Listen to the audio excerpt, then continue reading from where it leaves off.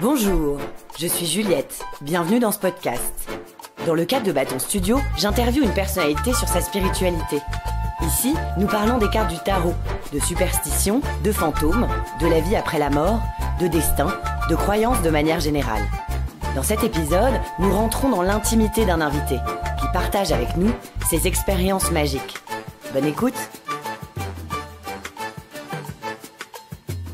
La première question du podcast, c'est qu'est-ce que c'est que le tarot pour toi? Un jeu d'argent. Tu sais, car 250 piques, je sais pas, je les entendais petites. Tu sais Qui jouait? Mes parents, avec leurs amis et tout. Comment ça s'appelle à la Kench, je sais pas quoi, Kench. À la Kench? Ouais, et ben en fait, c'est des styles de tarot. C'est pas mal, hein. Le Je vais aller tarot, regarder. genre en mode pas divinatoire, le vrai tarot, c'est pas mal. Le vrai tarot. Et il jouait de l'argent. Je crois bien, oui. Hein. Ok. Et moi, je servais les cafés. Ah ouais. Il est bon, le doppio. Il est super bon. Bien.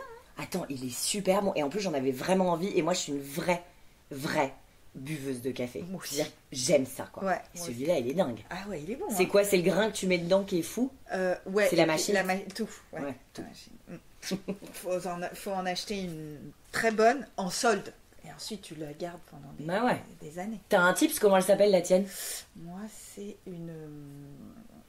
attends, c'est pas la Jura. Alors, il y a la Jura Henna qui est vraiment pas mal, mais celle-là, j'ai l'impression qu'elle est encore mieux. C'est la Delonghi. Ok, Dynamica. parfait. Je vais aller leur demander un peu d'argent pour mon podcast. Ouais, voilà.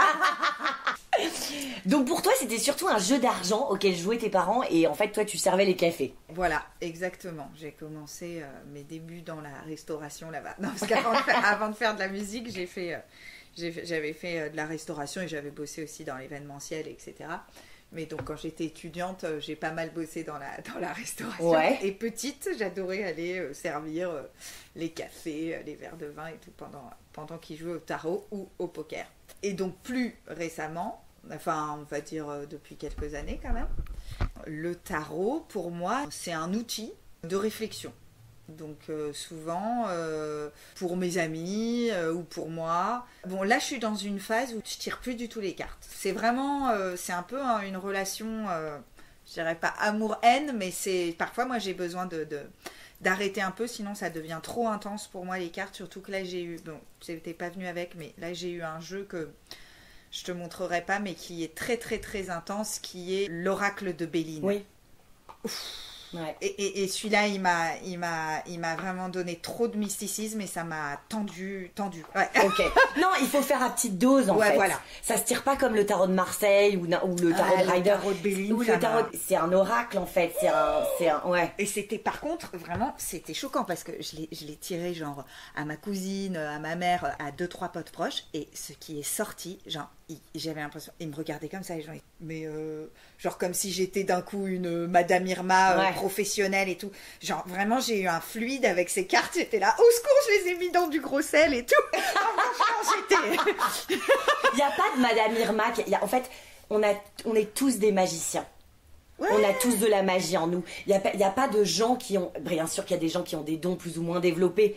Mais moi, ce que je veux faire avec le podcast et mon vrai projet, c'est de faire en sorte que les gens s'approprient le tarot. Au lieu d'aller voir Madame Leroy ou Madame Irma, comme tu dis, voilà. En fait, on s'achète un tarot et on l'utilise soi-même pour voir. Et en fait, c'est magique. Et c'est magique. Soi-même ou pour aider les autres. Pour aider Et c'est les aussi une histoire de écouter son instinct. Et parce que dans la société, en gros, on a de cesse que de t'éteindre ton instinct, de vouloir machin, de te foutre la trouille. Donc tu ne sais plus si c'est ton vrai instinct ou c'est un souvenir d'une trouille que tu as eue. Donc, enfin, bon, donc c'est vrai que le tarot aussi, ça peut être un outil pour ça. Pour se réapproprier son instinct, c'est-à-dire bon ben là j'ai un truc qui me saoule en ce moment, ou j'ai un problème, où je me sens bloquée, je sais pas quoi répondre à monsieur machin, je sais pas comment me sortir de telle situation.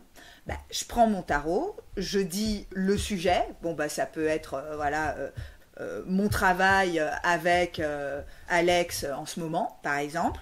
Et donc là, je vais tirer mes 3 cartes et ça va devenir un outil de réflexion et parfois de déblocage, puisque suivant les cartes qu'il y a sur la table, ça va m'amener peut-être ailleurs. Ah, tiens, ça, j'y avais pas pensé. Donc c'est pas pour figer dans l'avenir, c'est vraiment un outil de réflexion dans le temps présent. Voilà. Mais Vanille, c'est la def, c'est ça. C'est le 4 de bâton. Non mais c'est exactement ça. Ouais. Toi, quand est-ce que tu t'es saisi de l'outil ? Ah, de l'outil. Yeah. Alors, en 2018, moi. Ouais, en 2018, à peu près au moment où j'ai rencontré le père de mon fils au Brésil, donc j'étais en train d'enregistrer mon premier album, donc c'était un peu un moment magique entre guillemets pour moi, enfin même pas entre guillemets d'ailleurs. Moi je suis passionnée de musique brésilienne, donc c'était vraiment mon rêve d'aller enregistrer mes musiques au Brésil. Et puis le chemin artistique, c'est un chemin super long, donc c'était un peu la concrétisation de toutes ces années où j'ai appris à jouer de la guitare toute seule, j'ai écrit mes chansons toute seule, j'ai été jouer dans les bars, j'ai réussi à trouver un producteur, enfin c'était vraiment un long chemin. Et donc là, j'étais enfin avec un budget d'album que mon label m'avait alloué, j'étais au Brésil pour concrétiser mon rêve, et là je me suis acheté mon premier jeu de tarot brésilien. C'est un peu une réplique du tarot de Marseille, mais il est brésilien. Et comment t'as commencé ? Donc tu connaissais un peu la signification des cartes, t'avais un bouquin ? Un petit peu. Donc j'ai une pote très proche qui... c'est pas grave. Ouais, on est des humains, on est dans un espace sur Terre en fait, donc il se passe des choses. Avec la machine qui se met en marche toute seule. Ouais, donc c'est peut-être un message qu'on nous envoie. Non, je rigole. Ouais, donc j'avais une amie très proche qui m'avait tiré déjà plein de fois les cartes. J'avais eu un amant, un fiancé qui tirait les cartes aussi, donc j'étais déjà familiarisée avec les arcanes majeures, on va dire. Je connaissais pas trop les arcanes mineures et je les connais toujours pas non plus super bien, vite fait, mais j'ai toujours fait que principalement avec les arcanes majeures, en tout cas quand je tirais pour mes potes et tout. Pour moi, je le faisais un peu plus en regardant la signification. Donc j'avais le livre, ouais, effectivement, le livre qui est venu avec le jeu. Les trucs que je savais moi qu'on m'avait appris suivant les différents tirages de cartes. Qu'est-ce qu'on t'avait appris ? Un peu des mots-clés en fonction, tu vois, par exemple, là je vois le diable, on m'avait appris que c'était plus par rapport à la vie sexuelle, à la création. J'avais 2-3 mots-clés, peut-être pas pour tous les arcanes majeures, mais pour certaines cartes que je tirais souvent. Juste en montre s'il y a des mots qui te viennent. Ouais. Le pendu, pour moi, c'est une situation où on est un peu bloqué, ou enfin en tout cas on doit attendre, on doit plonger à l'intérieur de soi. On est invité à voir la vie différemment aussi, parce que le personnage il est dans l'autre sens. Ouais. Alors moi j'avais horreur de cette carte. Elle est géniale. Ouais. Elle te dit, s'il y a un conflit, t'es pas obligé d'agir tout de suite, tu peux juste regarder, te faire un avis et après agir. C'est lâcher prise en fait. Oui. Et moi, je n'ai fait que tirer cette carte pendant les 2 dernières années et maintenant, du coup, je l'ai tellement tirée que maintenant, elle me pose plus de problème, et donc à chaque fois que je la vois, je me dis lâcher prise. Et franchement, c'est pas bon. Le soleil, évidemment, ça c'est le top. On va le suivre. Alors le jugement, ça c'est moi, parce que moi je suis née le 20 mars, donc et donc ça c'est le jugement pour moi, c'est l'alchimiste. Donc l'alchimiste, il transforme le sombre, le noir en or. Donc c'est le jugement, c'est la révélation, c'est la transformation du sombre en lumière. Et donc moi, ça me parle beaucoup, puisque comme j'écris, et que j'écris beaucoup sur ce que je vis, sur ce que je ressens, et c'est beaucoup les chagrins, les tristesses qui nous inspirent.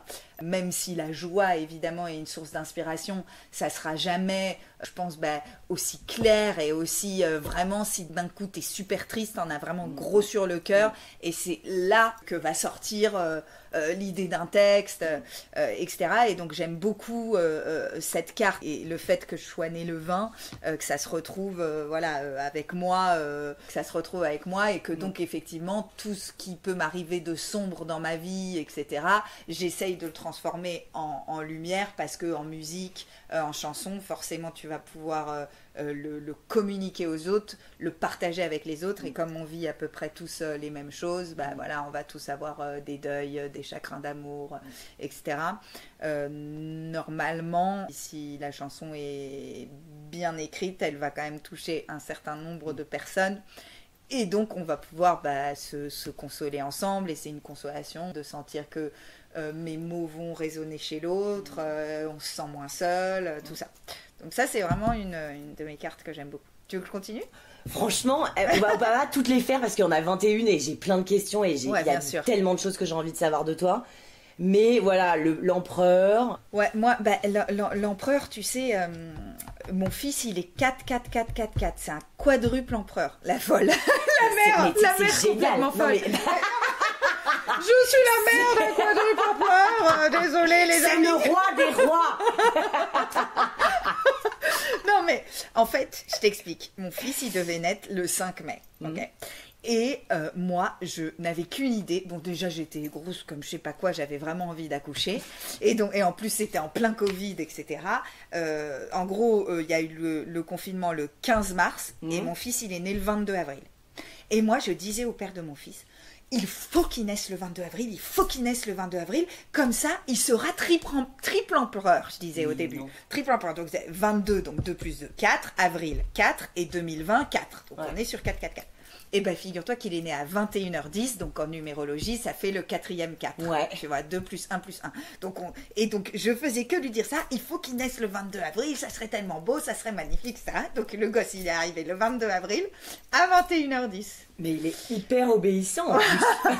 C'est un empereur docile. Pas tellement, tu vois. Et maintenant, je regrette de m'être dit que je voulais un quadruple empereur, parce que franchement, mais le caractéros, mais... Parce qu'il sait ce qu'il veut.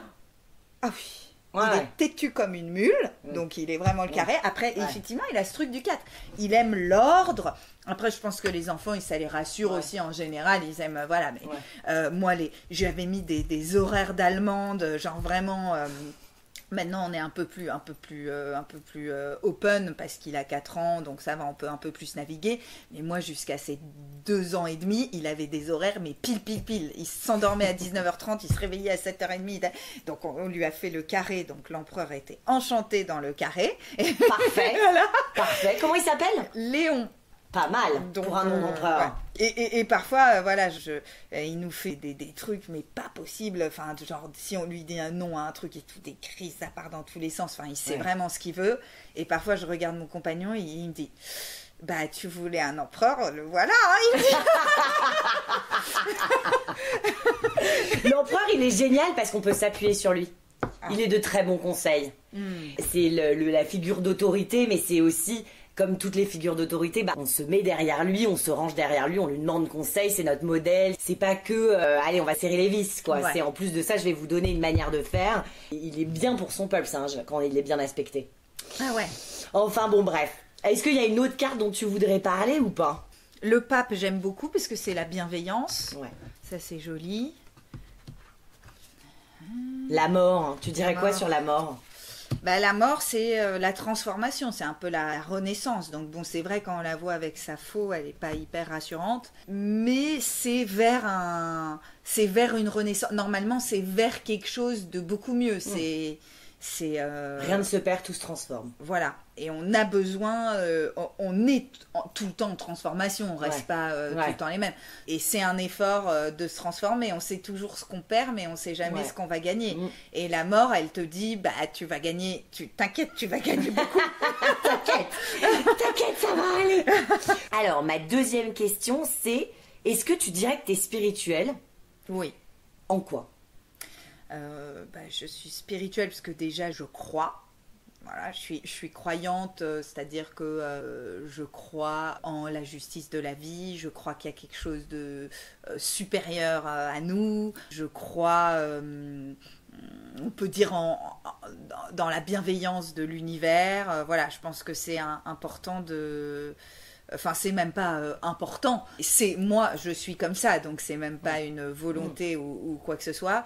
Mais je pense que c'est quand même une chance de pouvoir avoir cette foi, entre guillemets, parce que ça donne beaucoup d'espoir. Parce que voilà, comme je disais tout à l'heure, on vit tous des trucs difficiles. La vie nous donne beaucoup d'épreuves, même si on vient, moi je viens d'un milieu aisé. Mes parents, ils sont en bonne santé. Ça a été des bons parents, bon, même si voilà, il y a eu des trucs, c'est normal, comme dans toutes les familles, j'ai eu parfois des tristesses, etc. Mais je veux dire, je m'estime super méga privilégiée et pour autant, j'ai des grandes souffrances parce que voilà, je suis dans la vie et l'existence, quoi qu'il arrive, est une épreuve.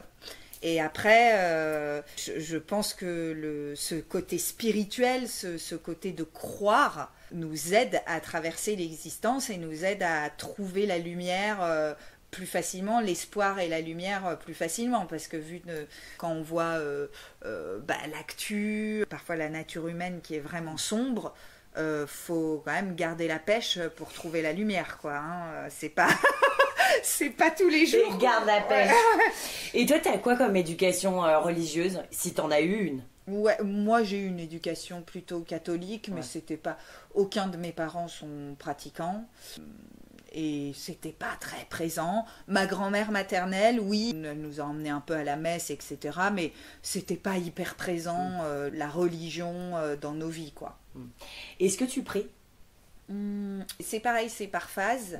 J'ai fait beaucoup de prières ces dernières années, ouais, plutôt donc à l'univers. C'est plutôt des prières que j'invente, c'est des trucs très simples, hein. Ouais. Oui, voilà, hein, ça part pas dans des... Mais je veux dire, je suis pas en train de prier Jésus ou Dieu ou quoi que ce soit, je veux dire Est-ce que en fait, quand je dis est-ce que tu pries, est-ce que tu formules? Oui, je fais ça, ouais, je le fais, et c'est pareil, c'est un peu comme les cartes, c'est par période, parce que moi j'ai déjà beaucoup de mysticisme en moi, je pense, depuis toujours, en fait, et si je me mets à faire trop de prières, à faire trop de cartes, j'ai des croyances qui s'amoncellent et ma vie devient impossible, quoi. Parce que je vois qu'il est 12h12, donc là je pense que c'est un signe de je sais pas quoi. Enfin, donc tout devient un signe et ça me parasite trop, tu vois. Donc pour rester sur Terre, il y a des moments où j'ai besoin de couper un peu avec le mysticisme, le spirituel. Et pour moi, c'est hyper facile d'y revenir très vite, très fort, parce que c'est vraiment en moi, tu vois. Mais j'ai besoin de moments de coupure, parce que sinon, je suis dans le ciel au lieu d'être ici, quoi. Et la vie, c'est quand même ici et maintenant, tu vois. Et... Quand tu parles de ton mysticisme que tu as eu très jeune, est-ce que tu peux juste me raconter un peu, me parler un peu de ça? Ouais, c'est plutôt c'est un feeling, c'est plutôt une sensation de se sentir connecté, et pourtant voilà, j'ai encore une fois dans ma famille c'était pas du tout comme ça, mais quand je suis tombée un peu, souvent j'ai attiré beaucoup les illuminés, tu vois. S'il y a quelqu'un d'un peu original, un peu illuminé, qui voit des signes partout ou quoi que ce soit, tout de suite il va être attiré par moi et vice versa. Et donc, dès très jeune, même dès le primaire et tout, si j'avais des amis, des gens qui commençaient à me sortir des trucs un peu magiques, un peu mystiques, etc., j'adhérais tout de suite et je me disais pas que c'est que cette cinglée pas du tout. Et tu vois, d'ailleurs, tout ce qui est un peu les esprits, faire bouger les vers et tout, ça m'a toujours fait très très très peur, parce que justement je sentais et j'ai pas trop envie tu l'as jamais fait du coup de jouer avec ça. Non, ça me fait très très peur, ça. Ouais. Et on reviendra aux fantômes après, aux esprits après. Ouais. Donc tu disais que tu étais spirituelle, évidemment, parce que tu crois, parce que tu as la foi, parce que tu penses qu'il y a une force supérieure. Oui. C'est quoi cette force supérieure, et si tu devais parler de l'univers justement, qu'est-ce qu'il y a derrière cette force supérieure? Je pense que nous, en fait, pour nous, notre vie, notre passage sur la Terre, c'est tout. Évidemment, c'est tout ce qu'on a dans cette vie-ci, en tout cas. Mais la force supérieure, en fait, c'est que l'univers, il a des millions d'années, ou je sais pas combien d'années, mais énormément. Donc nous, en fait, on est au final une goutte d'eau dans l'océan. Et donc... tout ce que les autres gens ont vécu, tout ce que les autres âmes ont vécu, tout ce que l'univers a vécu, les planètes, tout ce que la Terre a vécu, tout ce que la nature, tout ça, la nature, c'est une force supérieure. Donc, pour moi, oui, il y a quelque chose de plus grand que nous, et je pense que si on s'attache à être une meilleure personne, qu'on travaille sur soi, qu'on essaye d'être une personne meilleure, de sublimer, une fois qu'on est une personne meilleure, d'essayer d'aller sublimer les autres aussi, et qu'on essaye d'être un meilleur humain, je pense que la vie vient nous récompenser, parce que je crois en la justice de la vie, parce que sinon, alors, on se met tous à mentir, à voler, enfin on s'en fout, on fait que des horreurs. Et donc pour essayer d'aller sur le chemin de la lumière et le chemin de la bonté, il faut, enfin c'est pas il faut, mais je pense que c'est un pilier de se dire que oui, il y a quelque chose de plus grand et de plus fort qui va venir nous élever. C'est clair ou pas? Hyper clair. Est-ce que tu as des rituels? Pas vraiment. Les moments où je faisais beaucoup donc, de prières à l'univers, c'est-à-dire effectivement mes prières, ça commençait par remercier, voilà. Ça dépendait des jours parce que j'ai plein de choses pour lesquelles dire merci. Et ensuite c'était plus des formulations de ce que j'attends, de ce que j'attends de. C'est pas d'avoir, mais ce que j'attends de concrétiser, voilà. Je demandais souvent de l'aide, par exemple, de l'aide pour telle ou telle chose. J'ai fait pas mal de méditation aussi. Mais pareil, en fait, le truc, c'est que quand j'étais dans ces rituels de prière, plus je le faisais et plus j'avais besoin de le faire. Et si je le faisais pas, je sentais que ça allait pas aller. C'est là où c'est là où je t'ai dit tout à l'heure, trop de mystique. Là, pour moi, ça devient trop. Donc j'ai dû faire un effort en fait pour me reprendre et pour dire non, ça c'est pas possible, parce que du coup je deviens un peu l'esclave de mes croyances. Enfin moi en tout cas je l'ai vécu comme ça, et les gens qui ont besoin de prier 10 fois par jour et tout, c'est pas du tout enfin chacun fait comme il peut, comme il veut, mais en tout cas moi personnellement, si je rentrais là-dedans, après c'est too much, et comme je te dis, j'ai trop de croyances qui s'amoncellent et là on s'en sort plus, quoi, tu vois. Mais c'est vrai que il y a quelques mois, j'ai passé une semaine avec un musulman et tout qui était en train de prier. Ça m'attirait, tu vois. Je lui dis, je peux faire la prière avec toi. Bien sûr, aucun problème, machin. Ce week-end, j'étais avec un juif qui allait il s'est absenté pour aller faire sa prière avant que la nuit tombe. J'ai dit, je peux venir avec toi et tout. Il va me dire, non, mais tu vas rien comprendre, hein, je vais juste dire le truc. J'ai dit, non, mais c'est juste pour se recueillir. Donc, dès qu'il y a un truc, voilà, de prière, même si c'est pas ma religion, voilà, j'ai envie d'aller voir, je suis attirée par ça, quoi. Ouais. Est-ce que tu es superstitieuse? Je pourrais l'être beaucoup, mais je fais un gros effort pour ne pas trop l'être. Ouais. Touche ta tête, touche du bois. Est-ce que tu as eu une éducation?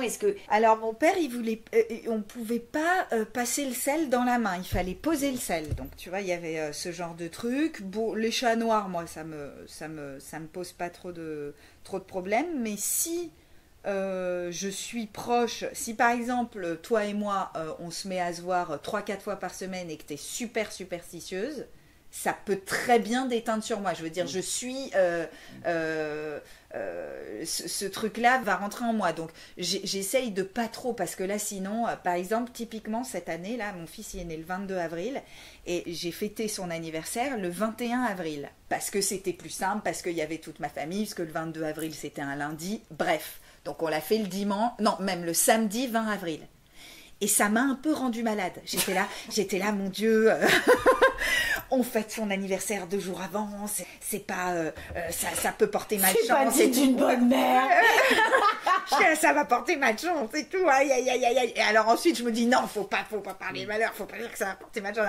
Alors du coup j'étais voir ma cousine, tu crois que c'est ok quand même et tout, machin. Elle était là, oui, ça va. Et je voyais qu'elle pensait pas. Elle pensait pas. Ouais, c'est bon. Moi, je suis pas fan, hein, mais ça va. Ouais. Voilà. Et au final, le 22 avril, il y aurait eu personne, il y aurait eu ni sa petite cousine, enfin voilà, c'était un lundi. Bah oui. Donc zéro regret. Bah oui, non, zéro regret, on va se dire. Ok. Donc pas trop superstitieuse. Non. Pas trop. Non. Alors, grosse question. On en parlait tout à l'heure. Tu disais, moi, j'ai jamais osé appeler les esprits parce que, voilà, j'ai pas envie de jouer avec ça, ça me fait peur. Tu crois aux fantômes? Aux fantômes des personnes défuntes, par exemple.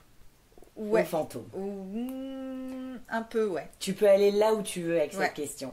Je dirais que oui. Après, j'appellerais peut-être pas ça fantôme, mais je pense que typiquement, les personnes qui sont parties, elles sont encore présentes. C'est-à-dire que dans la mort, il n'y a pas vraiment d'absence dans la mort, et je pense que la beauté de la mort, c'est plutôt justement la présence des personnes qu'on a aimées. Donc évidemment, on ne peut plus les toucher, on ne peut plus voir leur visage, mais on ressent parfois qu'ils veillent sur nous et qui sont là. Raconte-nous une expérience de ça, maintenant qu'on sait que tu y crois. Je connais une personne incroyable qui est vraiment ultra connectée, mais qui est franchement presque flippante. Mais moi je l'adore, et elle est hyper douce et tout, elle est hyper...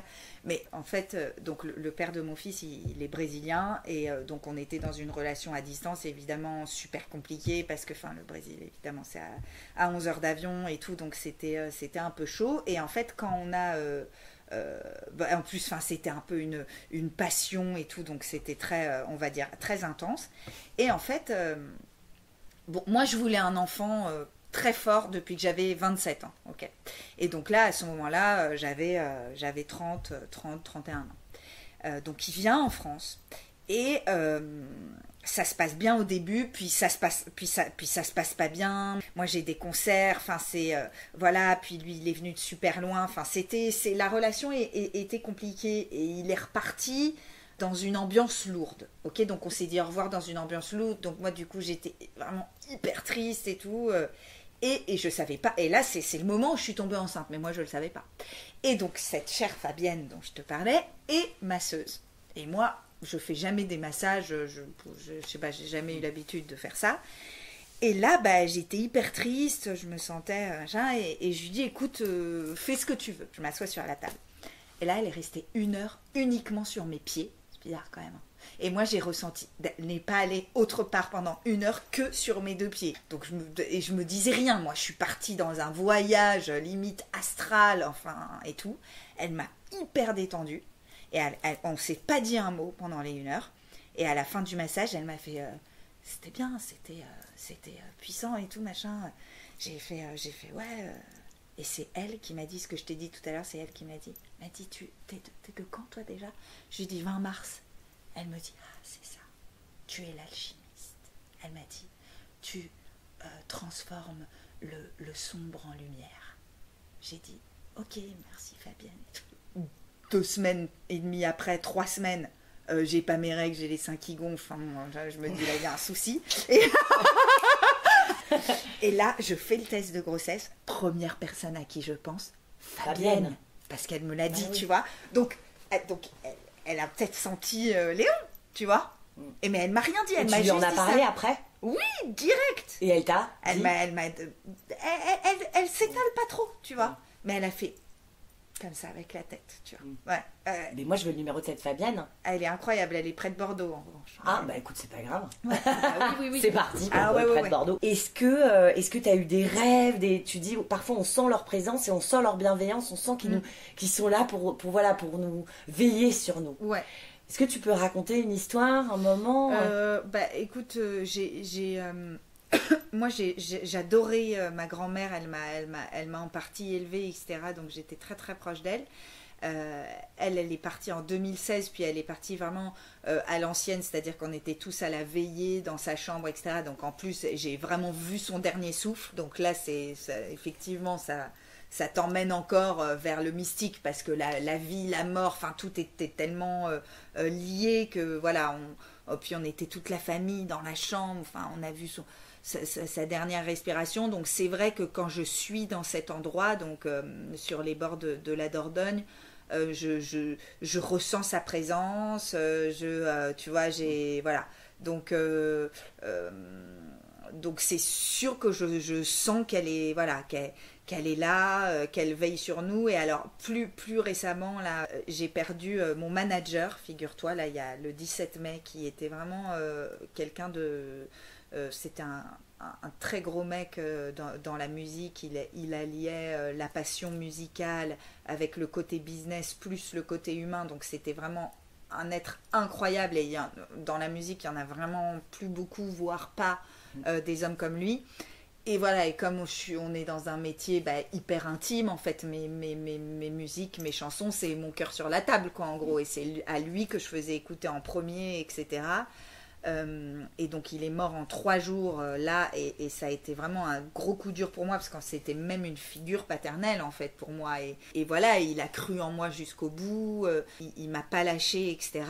Et je me dis, et donc là je suis en train de finir mon 3e album, et je me dis que qu'il va être là, qu'il va m'accompagner, qu'il va veiller sur moi, mais c'est aussi un moyen de pas m'écrouler, en fait. Donc de me dire ça, c'est vrai ou c'est pas vrai, mais en tout cas moi je le ressens comme ça, et ça m'aide de le ressentir comme ça. Voilà. Mais est-ce que ça t'est déjà arrivé de dire fais-moi un signe, et puis là... Et puis quelque chose s'est passé, ou dans un rêve, ou il vient te dire ça va aller, ou... Là c'est un peu tôt pour le dire. Ou quelqu'un d'autre, ou... Ouais. Non. Non, pas vrai. J'ai pas un truc très significatif comme ça. D'accord. Non. Ok. Bon. Qu'est-ce qu'il y a après la mort? Moi, toi qui sais. Moi, je pense qu'il y a notre âme continue de. Moi, je crois, je pense, oui, je crois à l'âme, donc je crois à la réincarnation. En gros, ce qu'il y a après la mort, c'est une nouvelle vie, en fait. C'est un recommencement. Sauf que ça sera pas en vanille, ça sera en quelqu'un d'autre. Voilà. Peut-être en arbre, ou peut-être sur une autre planète. Oui, voilà, exactement. Mais je crois à ce concept d'âme. Mais pour le coup, je pense aussi qu'on n'a vraiment qu'un tour de manège en tant que... là, voilà, j'ai un tour de manège en tant que vanille, et c'est ma vie à vivre tout de suite. Voilà, c'est pas... je peux... ne pas concrétiser mes rêves ou quoi que ce soit, puisque de toute façon je vais me réincarner. Non, il faut vivre. Tu parlais d'épreuve tout à l'heure pour qualifier la vie, donc c'est une épreuve et en même temps c'est un tour de manège. Ouais, oui, la vie, c'est ce qu'on nous offre, de plus beau. Mais l'existence, oui, elle est quand même semée d'embûches, de chagrins, de difficultés à surmonter. Et après, le plus on arrive à vivre dans le présent et à profiter d'un bon repas, d'un bain de soleil, d'un bain de mer, etc., plus on peut toucher du doigt le bonheur, quoi. Voilà. Est-ce que tu crois, donc si tu crois aux âmes, tu crois aussi que, en fait, là, la manière dont on communique, c'est pas seulement les mots que je te dis, c'est-à-dire que il y a mon cœur qui te parle, il y a mon ventre qui parle à ton ventre, c'est-à-dire que tu arrives à capter mes vibrations. Est-ce que tu crois en la télécommunication? Je crois,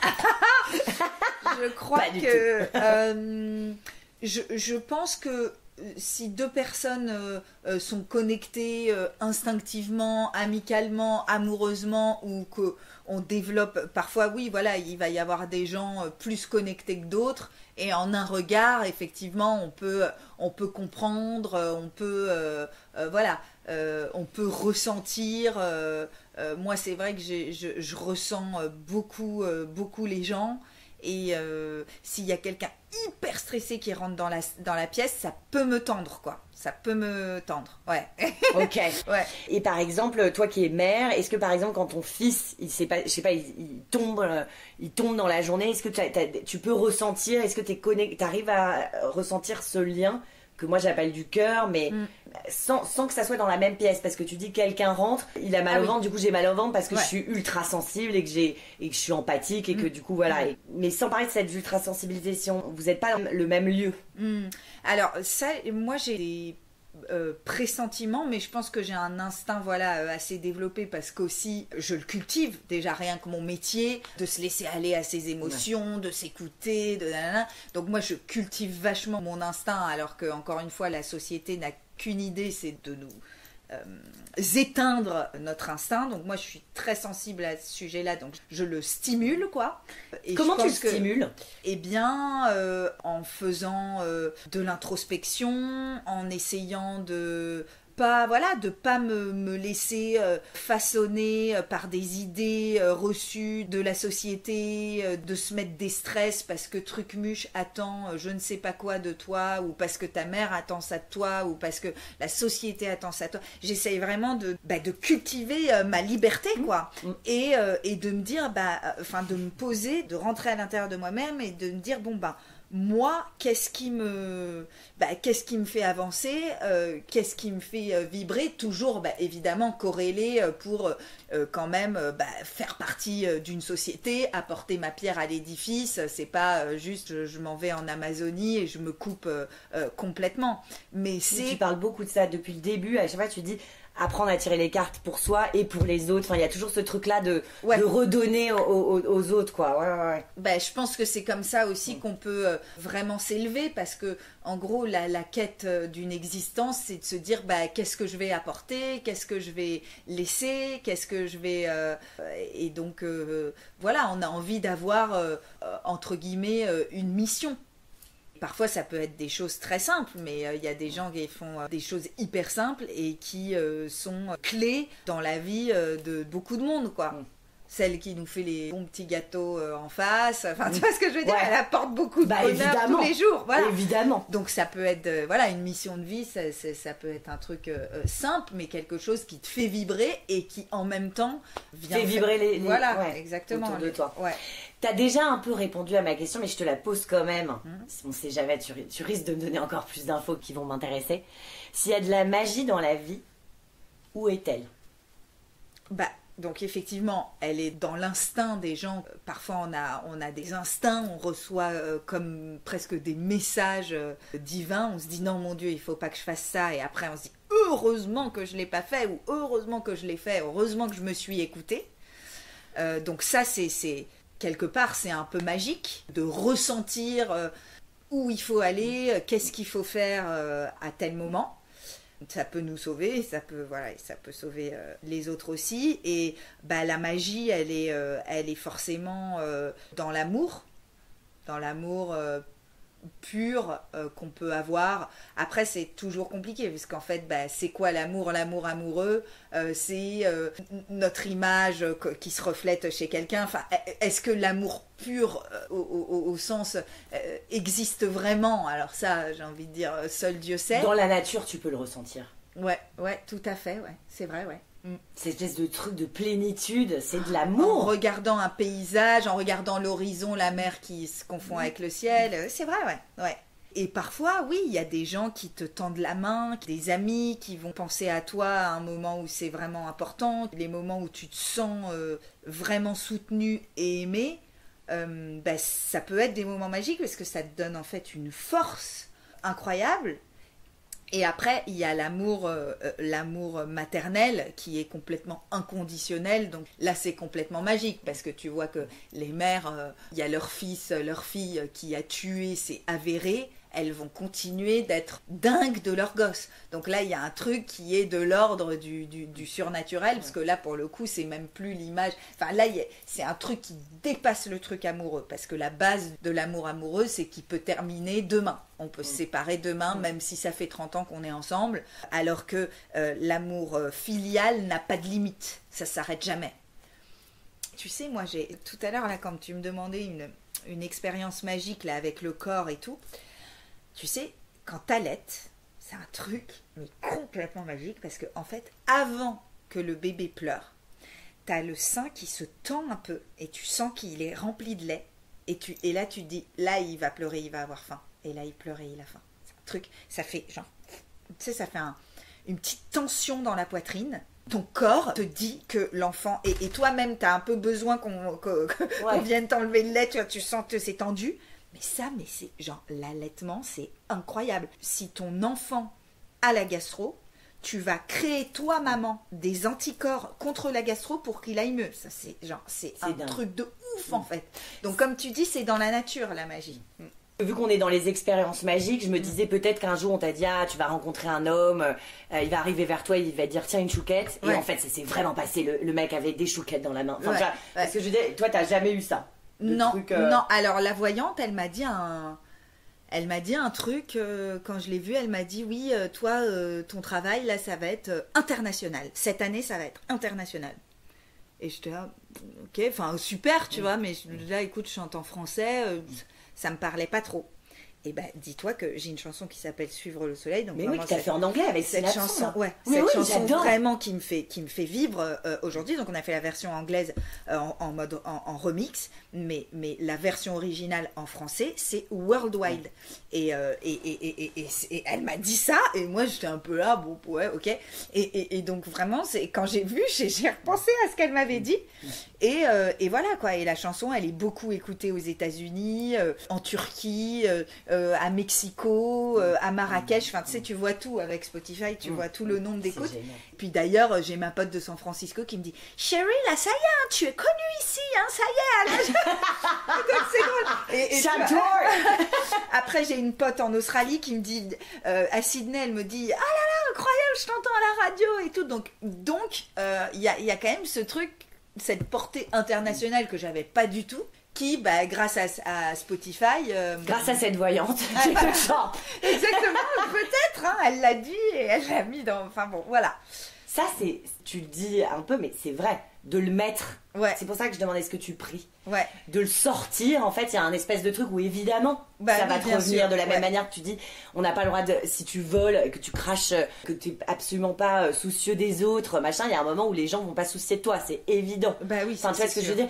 Donc, dans ce même schéma de pensée, en fait, il y a ce truc-là où si je dis... J'ai passé une bête d'après-midi, ça va être génial avec Vanille. Ouais. Ça va être génial avec Vanille. Ça va être génial. En fait, il y a un truc où ça va, ça va vraiment être génial avec Vanille, tu vois. Ah, mais moi, souvent, mon amie, je la regarde et je lui dis, nous sommes divines. Mais oui. Parce que c'est en disant qu'on est divine qu'on devient divine. Mais bien oui. sûr. Bah oui. Tu vois. Sûr. Ouais. La prochaine question, qu'est-ce que tu penses des drogues? Ouais. Ok. Est-ce que tu as déjà eu une expérience de drogue et où est-ce qu'on va avec les drogues? Toutes les réponses sont permises. Tu peux me dire, c'est de la merde des drogues, je ne veux pas en parler. Tu peux me dire, j'ai testé de l'ayahuasca, c'est extraordinaire. Ou alors j'ai pris de l'opium, je suis partie avec les anges. Enfin, tu vois. Moi, non, l'ayahuasca, non, parce que j'ai horreur des serpents et j'ai horreur de vomir. Donc, vu ce qu'on m'a raconté, je préfère pas tenter ma chance. Mais non, écoute, moi, j'ai surtout eu des expériences avec le cannabis, quoi. Maintenant, j'en fume plus du tout parce que c'est la même chose, ça m'envoie trop dans le mystique. Moi, j'aime bien, voilà, les petits verres, les petits cocktails, etc. J'ai essayé les drogues, mais c'est...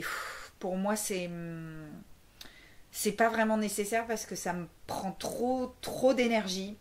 Et je pense que en mode expérience, ça peut ouvrir des portes. Par exemple, l'ecstasy avec la techno, les choses comme ça. Mais le faire trop, bon, ça c'est sûr, c'est pas un secret, c'est pas bon. Voilà. Et moi, comme je t'ai dit, j'ai vraiment envie de construire ma vie ici maintenant. J'ai des ambitions dans mon travail. Aujourd'hui, j'arrive à vivre de ma musique. C'est hyper précieux pour moi. Et si je prends des produits, en gros, je m'éparpille et je monte direct au ciel. Et en fait, moi, je reste là-haut après. Et c'est ici que je dois construire, tu vois. Donc, je suis pas anti-drogue. Mais pour moi, personnellement, je préfère pas... Voilà, tu vois, petite pina colada, petit cocktail tranquille.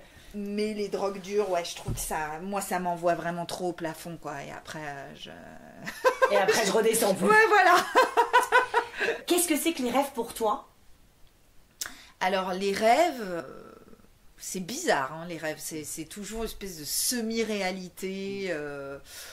Moi, en général, c'est assez clair. Tu vois, parfois, j'en parle à ma psy et tout. C'est bon, on arrive à trouver. Là, je t'ai dit, par exemple, j'ai perdu mon manager. J'ai rêvé de lui pendant 15 jours d'affilée. Genre, c'était épuisant, quoi. J'en pouvais plus. Et donc, il disait quoi? Il se passait quoi? Il était là, on écoutait mon album ensemble, il était là, tout le temps. Enfin, c'était un quotidien qu'on avait eu, tu vois. Ouais. Voilà, après, plusieurs fois, je me suis dit, alors tu sais, j'ai demandé à mon inconscient de me rappeler de mes rêves. Non, mais là, c'était l'horreur. Je me suis mis à me rappeler tout le temps de mes rêves, à beaucoup trop rêver. Donc là, je lui ai dit, s'il te plaît, on se calme. Ouais, on revient comme avant. Parce que quelqu'un m'a dit, tu peux demander à ton inconscient de te rappeler de tes rêves. Vas-y, fais-le, essaye. Donc, tu demandes, juste comme ça. Mais ça a marché. Incroyable, hein. Et donc, ouais, c'est assez spécial, mais plusieurs fois j'ai voulu avoir le petit carnet, tu sais, sur la table de nuit pour noter les rêves, pour s'en rappeler, pour analyser, etc. Mais bon, ça, je l'ai pas encore fait. Encore. Je l'ai pas encore fait, ouais. Est-ce que tu crois au destin? Ben, je pense que si quelque chose doit se faire, ça va se faire. Et en même temps, je pense pas vraiment ça, parce que je pense quand même que faut bosser quoi pour que les choses arrivent. Donc c'est pas juste c'était mon destin. En fait, je sais pas, les grands sportifs qui y arrivent ou les grands artistes, etc. Enfin, c'est du travail en fait. C'est du travail, c'est de l'investissement, c'est de l'introspection. Donc je pense que je crois plus à prendre sa vie en main qu'au destin. Après, parfois, c'est vrai que parfois je me dis voilà, ça devait arriver. Parfois on a le sentiment que c'était écrit, tu vois. Voilà, moi typiquement j'ai rencontré le père de mon fils au Brésil quand j'ai été faire mon premier album. Lui il vient de la périphérie de São Paulo. Enfin, la chance qu'on avait de se rencontrer dans cette vie-là, franchement elle était assez maigre, hein, on va pas se mentir, tu vois. Moi je suis née à Paris, voilà, on n'est pas de la même culture, pas du même milieu de rien. Et au final on s'est rencontrés, on est tombés amoureux très fort très vite, et puis on a eu un enfant pas très longtemps après. Donc est-ce qu'on peut se dire ça devait être? Mais bon, en fait, je dirais encore une fois non, parce que oui, certes, la vie m'a amené là, chez lui, pour le rencontrer, mais ensuite, moi je suis rentrée en France, j'ai appris le portugais, j'ai tout fait pour que ça se passe. Tu vois ce que je veux dire? Donc j'étais amoureuse du gars, et bon, je suis passionnée de musique brésilienne, etc. Donc j'étais super heureuse d'apprendre le portugais. Et j'ai une facilité en langue, j'aime les langues, etc. Mais il faut quand même le faire, d'apprendre le portugais comme une malade. Pendant 2 mois, j'étais bloquée sur le Babel. Donc, il y a eu un investissement et une volonté très forte de ma part. Je crois plus à la volonté de prendre son destin en main plutôt que cette idée de destin. Et les synchronicités. Et les rendez-vous. Ouais, des synchronicités, oui, il y en a. Ouais, c'est clair. Mais parfois, tu penses à quelqu'un, par exemple. Par exemple, là, on est à Montmartre. Donc, il y a pas mal d'artistes qui vivent dans ce quartier. Par exemple, moi, souvent, ça m'arrive les synchronicités. Donc, c'est-à-dire que, imaginons, on est à Montmartre. Donc, je te donne un exemple. Je suis en train de chanter Caravane de Raphaël. Il habite pas loin. Je croise Raphaël. Oh, incroyable, synchronicité. Incroyable. Et donc là, moi, je vais plus loin et je me dis, si ça se trouve, on va faire un duo ensemble. Je te dis n'importe quoi, là. Mais, et donc là, tu te dis, en fait, l'univers m'a envoyé le message que, effectivement, on va faire ce duo ensemble. Mais c'est pas vrai, hein, ce que je te dis, je simule. Et en fait, si ça se trouve, on va jamais faire ce duo. Donc parfois, il y a des choses que tu vas percevoir en synchronicité qui vont te donner un coup de boost, un coup d'espoir, etc. Et aller le voir quand tu le croises en lui disant bonjour Raphaël. Ah ouais, et là ça peut changer. Ouais, t'as raison. T'as raison. Non mais tu vois. Ouais, et donc on revient au même truc. Ça c'est aussi prendre sa vie en main. Et effectivement, la vie te fait ce cadeau de le mettre sur ton chemin, mais il faut y aller. Ouais. Faut pas attendre sur son banc. Quoi. Je suis d'accord avec tu. Il y a 2 dernières questions. C'est en quoi tu crois. Alors on a un peu. Mais si tu devais résumer, en quoi tu crois. Je crois en la justice de la vie, je crois en l'amour, je crois à l'âme, aux âmes, je crois... En toi en moi. Ouais. Quand même. Quand même, t'as raison. C'est quoi l'amour pour toi? L'amour pour moi, c'est la rencontre en fait de 2 êtres à part entière. Et donc, pour être un être à part entière, effectivement, il faut plonger en soi et il faut apprivoiser ses failles, il faut aimer ses qualités et apprivoiser ses défauts. Et voilà, se sentir bien avec soi-même pour pouvoir être la meilleure version de soi-même à offrir à quelqu'un d'autre. Et c'est pour ça que j'aime pas trop cette idée quand on dit ma moitié, etc. Non, je suis déjà un être à part entière. Je cherche pas une moitié. je cherche un autre être à part entière qui va venir me sublimer et que je vais pouvoir sublimer en retour. C'est vraiment le grandir ensemble, c'est-à-dire on sent qu'on a cerné qui on était nous-mêmes, qu'on est en face d'une personne qui fait ce travail-là aussi sur lui-même ou sur elle-même. Donc en fait c'est une communication entre ces deux êtres, c'est une empathie, c'est une compréhension de l'autre, c'est ne pas être d'accord mais en fait comprendre la position de l'autre sans pour autant l'épouser. Et ça c'est le grandir ensemble, parce que la passion des premiers jours, la folie sexuelle, etc., si on veut être avec quelqu'un dans la durée, ça dure pas toujours. Donc en fait c'est une amitié, c'est une empathie, c'est apprivoiser les défauts de l'autre, que ces petits défauts deviennent presque des qualités ou des trucs mignons. Et ça, c'est un vrai travail. Je pense que l'amour, ça se travaille. C'est pas juste on s'aime. Non, c'est un taf en fait. Il faut travailler son couple, il faut travailler son amour-propre, il faut travailler l'amour qu'on a pour l'autre. Donc, travailler l'amour, c'est se réveiller chaque matin et réinventer l'amour, réinventer sa relation. Ça peut aussi être sexuellement, ça peut être dans les activités qu'on fait ensemble, dans ce qu'on veut partager. Et c'est vraiment cette idée de s'élever à deux et de ressentir que l'autre, il veut que je sois quelqu'un dans le monde, il veut me voir grandir dans le monde, et moi pareil pour lui. T'es amoureuse en ce moment ? Ouais. T'es quoi comme signe astrologique et qu'est-ce que ça veut dire pour toi ? En fait, moi, je suis née le 20 mars à 23h30. Donc le 20 mars, je ne sais pas si vous avez compris, mais on envoie tous un inbox à Vanny pour lui souhaiter son anniversaire. Je l'ai dit 40 fois. Donc le 20 mars, vous notez. Jour du printemps. Jour du printemps. Voilà. Et à 23h30. Donc, mais comme c'est le 20 mars, toute ma vie, j'étais poisson. Okay. Jusqu'à ce que je m'intéresse à l'astrologie vers 26 ans. Et là, horreur malheur, je me rends compte que je suis bélier. Parce que le 20 mars 88, le soleil était déjà en bélier à 23h30. Mais je suis vraiment sur la limite, mais je suis quand même vraiment bélier. Donc passer de poisson à bélier, c'est quand même assez décontenançant. Je sais pas si ouais, vraiment. Parce que tu passes du romantique au guerrier, quoi. Ouais, exactement, quoi. Le dernier signe du zodiaque, je passe du dernier signe du zodiaque qui a toutes les énergies, qui porte la lourdeur de l'énergie de tout le monde, à l'énergie créatrice du bélier qui est tout feu tout flamme. Donc moi je savais plus trop où j'étais. Donc souvent je dis que je suis bélion. Ouais, d'accord. Ok, donc t'es bélion. Ouais. Et tu préfères être bélier ou non, tu préférais être poisson, tu préfères être quoi ? Non, écoute, je suis bélier, oui, donc je préfère être bélier, voilà, ouais. Je suis bélion, mais je suis vraiment bélion dans le sens où j'ai énormément d'eau dans mon thème, donc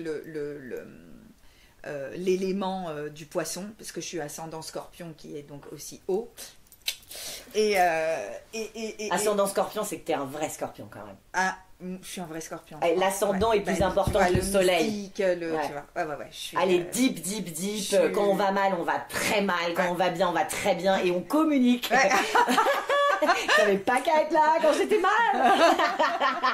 C'est-à-dire on nous fait une petite frappe, on rend 3 fois 1000 parce qu'on ressent très fort. Ouais. Et en même temps cette connexion avec l'au-delà et cette capacité à se transformer, cette capacité à sentir les gens. Enfin on est des inspecteurs, mais même pas gadgets, on est des inspecteurs mais surpuissants. Ouais. C'est-à-dire que si je te mens, tu vas le voir. Ouais. Si je suis pas bien, enfin tu vois, on peut pas nous mentir, quoi. Ouais. Mais ascendant scorpion, c'est les plus scorpionesques. Ah, c'est vrai ? Ouais, moi j'ai mon soleil en scorpion et ma lune en bélier. Ah, et ton ascendant ? Et mon ascendant est verseau. Mais bon, on n'est pas là pour parler pour moi, mais ce que je veux dire, c'est que moi je suis vraiment bélier. Ah ouais. En fait, la lune, c'est l'intimité. Le soleil, c'est ce qu'on voit de toi. Ouais. L'ascendant, c'est vraiment le véhicule de tout. Enfin, de tout ton système solaire. C'est vraiment comment tu vas faire pour te déplacer, machin et tout. C'est ce que tu es, en fait. Ouais. Tu parlais de qu'est-ce que je vais laisser dans ce monde-là. Tu avais ce souci-là tout à l'heure, si j'ai bien compris. Et en fait, ça, c'est ton ascendant. C'est en fait comment tu vas faire pour exister. Ouais. Comment tu vas faire pour laisser. Et après, tu vas laisser un peu de ton Vénus, un peu de ton Mercure. Elle est où ton... Ma Vénus, elle est en taureau. Ma Lune, elle est en taureau. Mon Jupiter, il est en taureau. Attends, la Vénus en taureau, c'est-à-dire qu'elle est en maison maître. C'est-à-dire que t'es une kiffeuse de la life. Ah, moi, de ouf, ouais. Alors, le sexe, la bouffe, les siestounettes, mais de dingue, le soleil sur ta peau, c'est genre, wow, je kiffe. Oui. Moi, je suis là. Moi, je me délecte d'une petite boule de glace et tout. C'est la journée est faite pour moi. Ouais. Et puis les tissus, là, tu portes une sublime... c'est en soie, ça. Ouais. C'est très... Les Vénusiens en taureau, c'est vraiment... le goût, le bon goût, enfin voilà, et d'ailleurs on le voit quoi. mais c'est vrai quoi, c'est vraiment ça. Et où est tu disais donc ta Lune est en taureau? Oui. Ok. Ça c'est... Ouais, non, c'est bien. Non, c'est super. J'ai pas de référence, c'est-à-dire que moi, ce que j'ai appris, c'est-à-dire que, évidemment, j'ai appris en lisant des livres, en écoutant des podcasts, en bouffant du contenu sur YouTube, en parlant, en consultant, en machin. Mais j'ai quand même toujours besoin d'avoir des exemples. Donc, t'es ma première Lune en taureau. Ah! J'ai pas dans mes meilleurs copains. C'est pour ça que t'as dit... ouais. Okay. Ça veut dire que t'as vraiment besoin de réussir, je crois. Ouais. T'as vraiment besoin de réussir, t'as vraiment besoin de construire. Et donc elle est dans la maison 6. Ouais. Donc ma Lune, elle est dans la maison 6 avec mon tout en taureau, avec mon Jupiter et mon Vénus. Ouais. À la maison 6, j'ai Vénus, Lune et Jupiter. Qu'est-ce que c'est que la maison 6 pour toi? La maison 6, c'est la Vierge, c'est celle de la Vierge. C'est pour moi, c'est la vie de tous les jours, le travail, enfin c'est un truc très bien. C'est marrant que dans la maison 6, il y a ta Vénus, c'est-à-dire le chant, la musique. Enfin, Vénus, c'est quand même tout ce qui est la beauté, l'art. Ouais. Donc, c'est dans la maison 6 de la rigueur. Ouais. Et toi, donc, tu t'es vachement intéressée à l'astrologie, tu disais à 26 ans. Et encore aujourd'hui, tu continues de t'appréhender, de regarder comment t'évolues. Un peu, ouais, j'aime bien. Ok. Est-ce que tu es prête pour le tirage? Oui. Ok, c'est parti. Tu choisis celui que tu veux et on y va. Soit tu as une question, soit on regarde les énergies qui sont autour de toi. Je prends celui-là? Ok, alors prends-le en main. Tu mélanges et est-ce que tu as un sujet que tu as envie d'aborder aujourd'hui? Je veux bien qu'on fasse un petit, juste un truc un peu général sur ma vie. Genre, c'est quoi les énergies du moment? Ouais. Là où tu veux aller. Ok, on fait en croix. Pousse. Ok.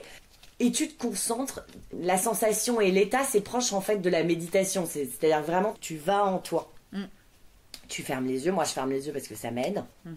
Tu mélanges, et une fois que tu es ok, je vais me taire après. Et une fois que tu es ok, tu poses le paquet, les illustrations face contre terre, et tu coupes en deux avec ta main gauche. Voilà, tu prends ton temps. Ah, ok. T'as fait comme ça. Ok, ici. Donc on va regarder la carte de coupe. La carte de coupe, c'est la montagne sur laquelle il faut que je monte pour te faire ta lecture. Toi, t'es le 7 de denier. C'est le besoin de fructifier ce que t'as déjà. C'est la rigueur, c'est les deniers, c'est le côté terre à terre. Ok, donc c'est pas ton côté feu, mais c'est là, c'est plus ta lune. C'est plus tout ça, ou ton Jupiter. Feu, j'en ai pas beaucoup. Tu sais, j'ai que le bélier, j'ai que 6%. Ah ouais. C'est très peu, j'ai que le bélier en soleil. Tout le reste, c'est terre et eau. 0 R. Le 7 de denier, c'est vraiment, tu as envie aujourd'hui, dans ton souci, ce que tu ne me dis pas, c'est que tu as envie, aujourd'hui, tu as 2 gâteaux, tu as envie d'en avoir 5 en fait. Tu veux que ça. Exactement ça. Et il y a beaucoup de sérieux, il y a beaucoup de boulot. D'ailleurs, tu en as énormément parlé dans le podcast. C'est vraiment comment faire pour, dans le travail, faire en sorte que voilà, ça se démultiplier les pains. C'est vraiment ce que je suis en train de bosser. Enfin, je suis en train d'essayer de faire le nécessaire pour ça. On étale le paquet. Avec la main droite? Ouais, là tu peux faire avec les deux, il n'y a vraiment pas de prix. C'est vraiment, il faut couper avec la main gauche, mais sinon le reste, pareil, les cartes tu les prends comme tu veux. Tu m'en sors 5 du jeu, tu les mets là, mais tu ne les retournes pas parce que je veux pas que ça t'influence.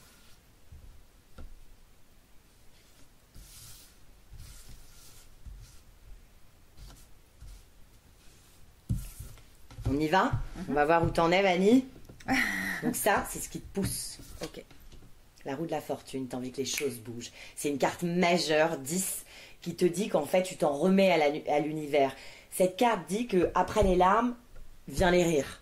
Après le chagrin, c'est comme ça. En fait, on peut pas arrêter le progrès. Il y a un espèce... C'est la vie, en fait. La vie, elle avance. Et donc, c'est rassurant pour te dire qu'en fait, les choses vont changer. Les premiers seront les derniers. Enfin, c'est vraiment... C'est une carte majeure qui parle de ça, qui parle de mouvement. Tu t'appuies sur le fait que les choses vont bouger et tu t'en remets à l'univers. La roue de la fortune, c'est vraiment... L'univers est plus fort que nous. Donc, il faut accepter En fait, donc le conseil, donc comme je te disais, chaque carte te montre là où tu en es, te donne des conseils et te donne un peu des avertissements. L'avertissement, c'est que ça te dit, n'aie pas peur de bouger. N'aie pas peur de te réinventer. Donc en fait, il faut vraiment faire preuve de souplesse et accepter le changement. Ça, c'est le conseil. L'avertissement, c'est s'il y a quelques petits blocages encore qui te bloquent, vraiment, ça fait appel vraiment au lâcher prise et te dire que de toute façon, il y aura une réponse dans le futur. C'est une super carte positive qui te dit que les choses vont bouger et tu comptes bien là-dessus. Et ce qui vraiment te pousse aujourd'hui, les énergies, donc c'est en toi, mais on a vu tout à l'heure, on en a parlé dans le podcast, en fait, ce qui est dedans, c'est la même chose qui est dehors. En fait, les signes sont à l'intérieur, mais aussi à l'extérieur. On fait tous partie d'une force une, machin et tout. Ça te dit que en fait, non seulement les choses vont bouger, mais en plus de ça, et que les choses vont évoluer. Donc c'est quand même une super carte. Mais en plus de ça, ça te dit qu'en fait, ne sois surtout pas attaché à rien qui existe, parce qu'en fait, ça va devenir plus grand. Et c'est vraiment le caractère exponentiel. Voilà. Donc ça, c'est ce qui te pousse, et c'est l'univers qui te pousse à évoluer et à bouger et à ne surtout pas rester accroché à quoi que ce soit. C'est une carte majeure, donc c'est quand même assez fort. Le 10, c'est la force 1. Ok. Ce qui va te faire avancer dans justement comment faire dans la carte de la coupe, c'est-à-dire le set de données, c'est-à-dire faire fructifier ce qu'on a. Ne surtout pas t'éloigner de tes émotions. Ce qui te fait avancer, donc ça c'est une carte de cours, c'est le roi de coupe. Ok. C'est quoi pour toi le roi de coupe? Je la connais pas cette carte. Tu la connais pas? Non. C'est quelqu'un qui bâtit un empire seulement en suivant ce qui lui tient à cœur. Mais il n'y a pas de numéro? Non, c'est une carte mineure, c'est une carte de cours. Ah. Là, on joue avec les 78 cartes. Ouais. On joue pas avec les seulement Ah, les 20. c'est une coupe. Ah oui, bien sûr. Oui. C'est une coupe. Ah, c'est le 1 de coupe. Non, ça c'est l'as de coupe. Ça c'est le roi de coupe. Ah oui, ça y est, ouais. Il y a des cartes de cours où c'est roi, reine, cavalier, valet. Très bien, je vois très bien. Oui, Les rois, c'est vraiment des qualités donc qu'il faut ça, que tu c'est l'amour. C'est le roi de l'amour. En fait, toi, tu vas bâtir un empire enfin un empire. Non, mais je veux dire, on bâtit tous des empires, mais ce que je veux dire, c'est que le roi, il arrive à construire pourquoi? Parce qu'il est proche de ce qui lui tient à cœur. Donc, ce qui te tient à cœur, il faut continuer de se battre pour ça parce qu'il n'y a que ça qui a de la valeur pour toi. Ok. C'est pas les épées, c'est pas les pensées ou le concret, machin et tout. Ce qui va te faire fructifier, c'est qu'en fait, il faut bien que tu restes assis sur ton trône c'est ça, moi, que j'aime. C'est ça, moi, qui me parle. C'est cette musique brésilienne qui fait briser le cœur, qui me fait vibrer le cœur. Ouh, c'est marrant que je dise ça. Lapsus un peu. Qui me fait briser le cœur et du coup vibrer et donc du coup créer. Enfin, en tout cas, il y a un roi. Donc c'est ton caractère masculin, c'est je fais. C'est pas quelqu'un d'ailleurs, c'est vraiment toi. C'est je construis sur ce qui me parle ici. On va regarder. Alors, on va d'abord regarder ce qui t'inspire, ce qui te. Ouais, l'amour, le 2 de coupe. Toi, t'es vraiment dans l'amour. Donc, le 2 de coupe, c'est tu remplis ma coupe, je remplis ta coupe. Le 2 de coupe, c'est le couple. C'est le duo. Ouais. Il y a un duo, un partenariat, un échange. Ça peut être à l'intérieur de toi, mais comme on a vu, ce qui est à l'intérieur est appelé à sortir. Donc, c'est la même chose, en fait. Donc, parce qu'il y a de l'amour en toi, t'es prête à travailler vraiment en duo. Et ça va t'inspirer. Le duo avec Raphaël, ça sera peut-être pas Raphaël. Ah non, mais il me faut un duo. Mais je crois qu'il y a un duo. Ouais. Mais il m'en faut un, et je crois que ça bouge. On va regarder dans le futur. Ouais. Et ben il est là. Ah ouais. Il est là, ce roi. Il y a un deuxième roi sur la table. Donc il y a un mec. C'est marrant, hein. Il faut que je fasse un duo avec un mec. Je le sais, hein. Et je sais sur quelle chanson. Et cette chanson, elle est super forte. Et pour l'instant, j'ai demandé à un artiste. Il y en a un, je crois qu'il n'a pas écouté. C'était pas le bon timing parce qu'après tout le monde a sorti ses trucs. Et j'ai demandé à un artiste qui a décliné. Et donc là, je vais demander à un autre artiste. Et c'est pas facile, tu vois, parce qu'il n'y en a pas 40 000 des chanteurs. Il faut que moi, il me plaise vraiment. Je lui propose ma meilleure chanson, tu vois. Donc, j'ai pas envie de commencer à demander. Voilà. Donc. Quelqu'un qui te tient pas à cœur, enfin, qui ne parle pas. Voilà. Je veux vraiment qu'il y ait quelqu'un qui emmène la chanson, qui va venir justement sublimer la chanson. Et donc, voilà. Ouais. Moi, je crois qu'il t'attend, cette personne. Je le sens bien, hein, le deuxième. On va retirer une autre carte. Ouais. Donc, il y a un duo. il y a quelque chose qui te tient vraiment à cœur et effectivement il y a un mec, c'est le roi d'épée, c'est-à-dire que c'est quelqu'un qui a une force mentale de malade et une force de frappe de dingue. Les épées c'est tout le domaine je pense que tu connais les 4 couleurs, mais les épées c'est vraiment les pensées, le monde rationnel. Mais quand on tire là dans le tirage, c'est vraiment quelqu'un qui en fait a énormément dans l'inconscient, enfin je veux dire c'est quelqu'un qui fait rêver quoi, qui est dans la tête des gens et en tout cas qui a les idées très claires sur où est-ce qu'il va t'emmener, enfin voilà, il va t'amener, il va t'inspirer. On va regarder là où tu dois être aujourd'hui, les énergies que tu incarnes pour aller justement trouver ce mec-là. Ok. Ouais, donc on est juste avant. On est juste avant le 7 de denier. T'es à ça. Okay. T'es à ça de le rencontrer. T'es à ça de le faire. Okay. Le 6 de denier, c'est encore dans la même énergie que le 2 de coupe. C'est vraiment donne, Dieu te le rendra. Ouais. C'est vraiment genre donne-toi les chances. C'est vraiment boule de flipper, c'est-à-dire j'impulse, ça me revient. Enfin, tu vois, genre je ris, il me sourit. Enfin, tu vois ce que je veux dire. Au-dessus, donc le 2 de coupe, c'est l'eau, le roi de coupe, c'est l'eau, évidemment. La roue de la fortune, c'est la terre, c'est évident, c'est l'univers, c'est plus que la terre, c'est vraiment le tout. Et là, au milieu, donc là, il y a un monsieur qui vraiment va la faire rêver, enfin va te faire rêver, a vraiment beaucoup d'idées à t'apporter, tout ça. Mais c'est surtout qu'en fait, il faut vraiment t'impulser. C'est-à-dire qu'en fait, cette carte, tu as déjà